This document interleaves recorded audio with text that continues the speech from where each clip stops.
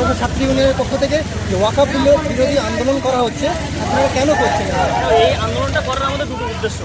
একটা উদ্দেশ্য যেমন আমাদের অকাপ সম্পত্তি রক্ষা করা, তেমনই যেহেতু এই আইনটা পাস হয়েছে একটা সংবিধান বিরোধী আইন, সংবিধান বাঁচানো যেমন আমাদের জন্য আবশ্যক, ঠিক তেমনভাবে আমাদের ধর্মীয় যে জমি জায়গাগুলো রয়েছে সেগুলোও বাঁচানো আবশ্যক। মূলত ছাত্র ইউনিয়ন যারা রাস্তায় নেমেছে দুটো উদ্দেশ্য নেমেছে, একটা হচ্ছে সংবিধান বাঁচানোর জন্য, আর একটা হচ্ছে নিজেদের সম্পত্তি রক্ষার জন্য। এই দুটো উদ্দেশ্য নিয়ে আমরা আপাতত আন্দোলনে নেমেছি। বা কলকাতায় যদি কেউ আন্দোলন করে তাহলে সব থেকে বড় বিরোধী মমতা বন্দ্যোপাধ্যায়।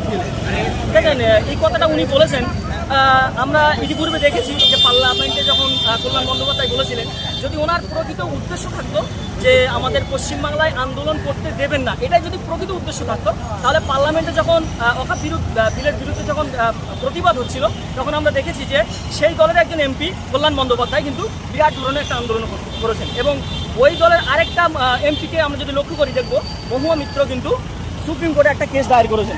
সুতরাং এটার উদ্দেশ্য উনি বাংলার মানুষকে এটাই বার্তা দিয়েছেন যে আন্দোলন করা মানে পশ্চিমবাংলায় আন্দোলন করবেন না মানে করবেন না, এটা না, বরং এই বার্তা দিয়েছেন যে কিছু মানুষ তারা স্বার্থসিদ্ধির জন্য পশ্চিমবাংলায় সাম্প্রদায়িকতার বীজ বপন করতে চাইছে, তাই সাময়িকের জন্য উনি এই আন্দোলনটাকে স্থগিত রাখার জন্য আমাদেরকে নির্দেশ দিয়েছেন বা আমাদের বার্তা দিয়েছেন। আমরা দেখতে পেয়েছি ওয়াকফ বিল পাস করে এটা তো আইনে পরিণত হয়েছে, এই বিষয়ে আপনি কি বলবেন?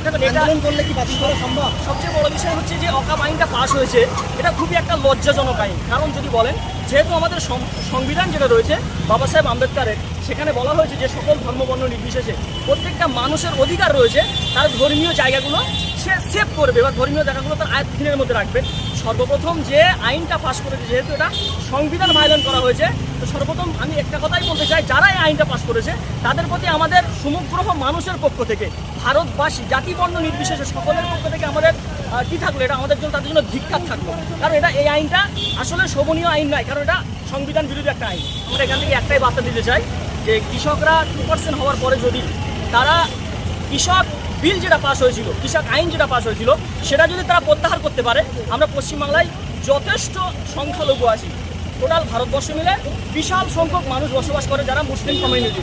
সুতরাং আমরা যদি এইভাবে আন্দোলন করতে থাকি আর সংবিধান যদি আমাদের সহায়তা বা সাথ দেয়, তাহলে এই আন্দোলন আমরা ইনশাআল্লাহ আগামী দিনে প্রত্যাহার করতে বাধ্য হব।